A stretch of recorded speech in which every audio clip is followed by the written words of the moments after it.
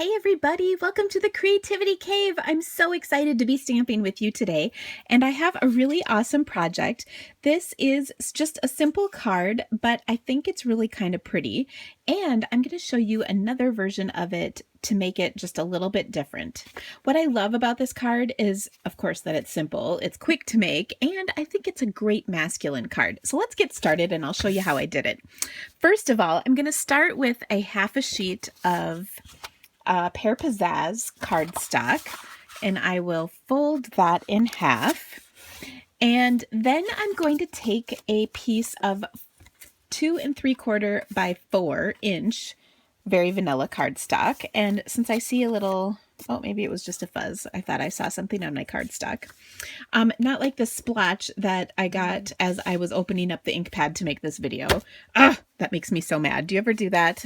I hope you're nodding yes, because it's been happening to me kind of a lot lately.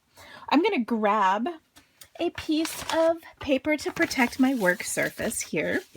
And let me show you how I did this. So first of all, I have to tell you a funny story about my Pear Pizzazz ink pad. I think it's possible, maybe, that I re-inked it with a Wild Wasabi re-inker, which sort of makes this like Pear Sabi or Wild Pizzazz ink. I'm not sure which, but let's just go ahead and see what we think. I think it's kind of cool. I'm just going to stamp randomly, and one of the things I'm doing is stamping in full strength and then stamping off so that I get different shades, and I'm just going to overlap those leaves all over the place.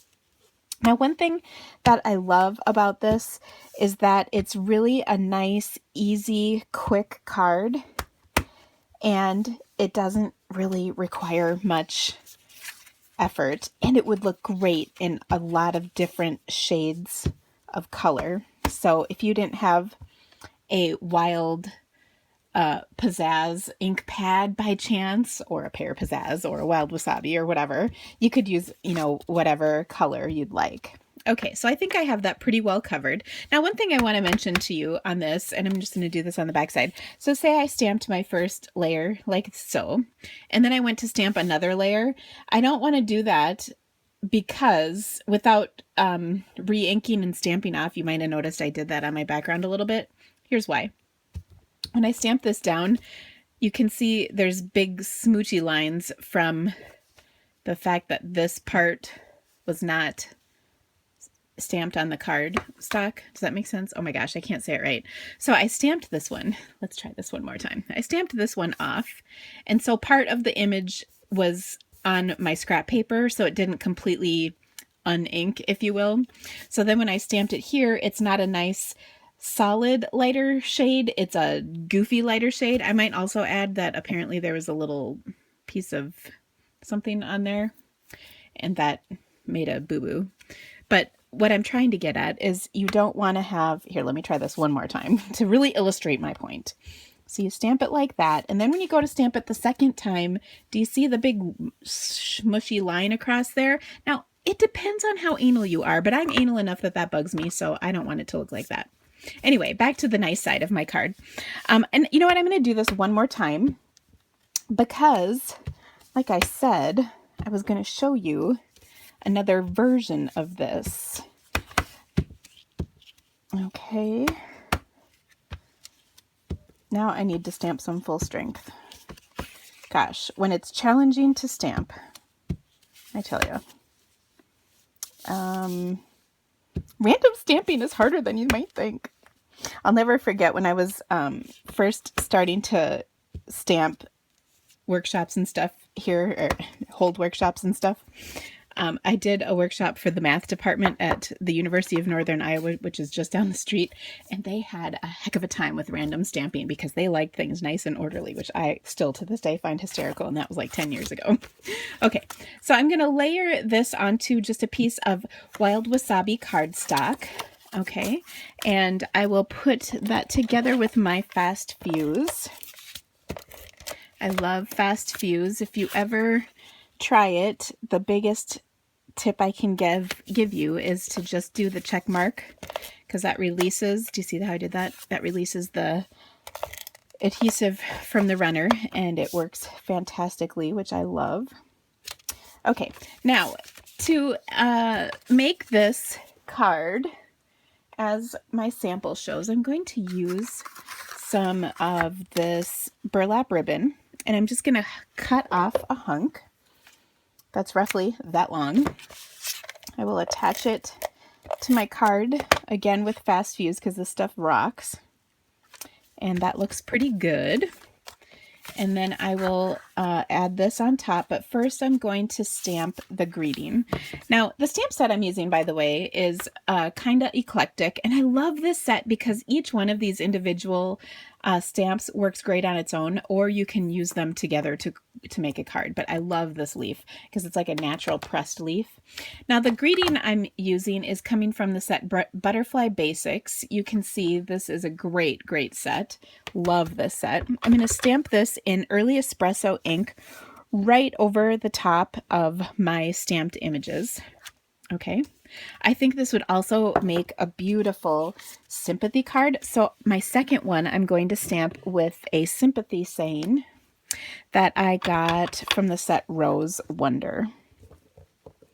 Okay. And that nice dark Early Espresso ink works perfectly for this. Now, like I said, I think this is a great masculine card. So let me come back to this one. Put it together. I'm going to put dimensionals on the back and then just place this on my card. I think this time I may have a card that will be smudge free, but I would hate to say this too soon because you never know what happens. But there we go. Isn't that pretty? Just a nice looking card. Perfect for a man or a woman. Now, I also want to show you another version using this sympathy one. And in this case, I'm going to use my burlap ribbon, but this time I'm going to cut the little flag end in it, the banner end, whatever you want to call that. And I think that it doesn't necessarily come across as feminine per se, but I think it's not quite as masculine. And then I'm going to place this on my Pear Pizzazz card, just like the other one. Put some fast fuse down. This time, by the way, here's a tip for you for measuring. Before I just kind of eyeballed it, but this time I wanted to make sure it was a little more accurate. So I'm going to adhere it down, and then I turn my card over so I can just cut it to the exact length. I rarely cut ribbon off of my roll before I use it, unless I know exactly how much I want. That way I waste a lot less ribbon, which is awesome. Because of course, I can't hoard ribbon if I'm just using it up. All right. I hope that makes you laugh because you have too much ribbon at home by yourself. If not, I can sell you some and then you will. So I'll just put this on here. And what do you think would make this look a little bit more feminine or less masculine? Oh, you can't answer because it's just here, me by myself. Let me tell you what I think would make it look awesome. What if I took my Elegant Butterfly punch and punched in some vellum, one of these butterflies, and then made the wings a little dimensional. I will stick this down with a glue dot, and that's not quite enough, so I'm going to add one more punched thing. This is my Tree Builder punch, and I love this punch because it is so awesome for this teeny little flower. Of course, you can make trees and cupcakes and all kinds of wonderful things, but I love this teeny little flower a lot. It turns out that's what I use it for the most, but I love the other things you can do with it too, of course. So I'll place that in the center, and I always like to kind of scrunch my flowers because that gives them a little more dimension. And then I'm just going to add a little pearl to the center, and oh my gosh, well, obviously a pearl is going to make anything look girlier, but how pretty is that? Isn't that gorgeous? What if we did another one? Oh, I just happen to have one ready to go. We'll glue dot this one down as well. I think this will be so pretty.